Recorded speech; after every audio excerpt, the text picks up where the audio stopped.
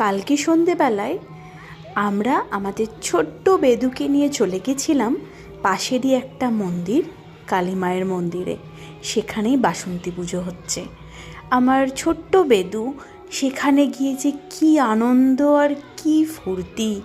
Box চলছে, দাদা ভাইরা দৌড়দৌড়ি করছে, আমার বেদুর মনটা একদম খুশিতে ভরে যায়। আমরা যেখানে থাকি সেখানে কেউ অত কারোর সাথে মেশে না, এখানে অত বাইরে জায়গা নেই। আগে যেখানে থাকতাম সেখানে অত দোকানপাট না থাকলেও, ওটা গ্রাম থাকলেও আমার বাচ্চাটা সামনের মাঠে গিয়ে খেলতে পারতো, মন ভরে দৌড়াতে পারতো। কিন্তু এখানে আমরা যেহেতু শহরে চলে এসেছি, সেই জিনিসটাও খুব মিস করে। ওকে দেখলে আমার বড্ড মন খারাপ করে। তাই যখন ও কালকে খুব আনন্দ করছিল, আমিও প্রাণ ভরে ওর আনন্দে সামিল হয়েছিলাম।